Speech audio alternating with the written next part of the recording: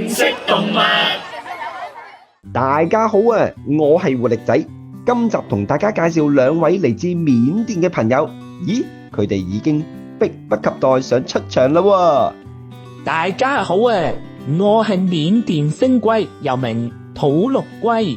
我哋最特別嘅地方喺個背甲嗰度。細心嘅你有冇發現我哋嘅背甲呈黃褐色至黑色，而且背有放射狀嘅星紋呢？所以我哋先叫做星龜。呢啲星紋有利我哋喺草叢下面偽裝，令到掠食者冇咁容易見到我哋。不過好似我咁，隨住年齡增長，黑色嘅紋路往往會逐漸褪色。我哋雄性嘅背甲可長約25厘米，雌性背甲可長約32厘米，體重可以去到3公斤添㗎。一般棲息係一啲乾燥嘅灌木叢、落葉林同草原，例如係緬甸中部乾旱地區。我哋最中意食草、嫩葉、果實等等，有陣時都食下蚯蚓同昆蟲嘅。不過由於我哋被人過度採捕作醫藥、食材、寵物買賣等原因，面臨極大嘅野外滅絕嘅危險啊！現時我哋已經被列入國際自然保護聯盟瀕危物種紅色名錄中，屬於極度瀕危嘅動物，所以要好好珍惜我哋啊！咦，呢位龜先生，點解你冇放射狀星紋嘅？哈哈，你有所不知啦。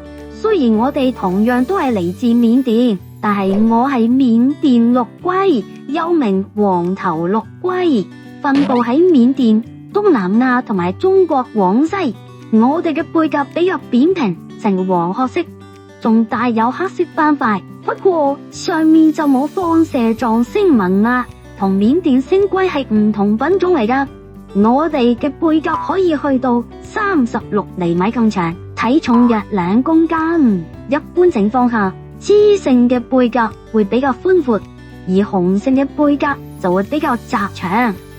喜暖怕寒嘅我哋可以喺攝氏48度嘅高溫下存活，係咪好犀利呢？至於講到食雜食性嘅我哋，主要係食植物嘅莖葉、果實，有陣時都會食下啲蚯蚓咁嘅。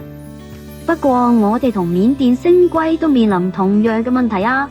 除咗被人類過度採捕作食材、寵物買賣之外，亦都因為人類嘅活動，令到我哋失去棲息地。現時我哋已經被列入國際自然保護聯盟瀕危物種紅色名錄中，同樣屬於極度瀕危嘅動物㗎。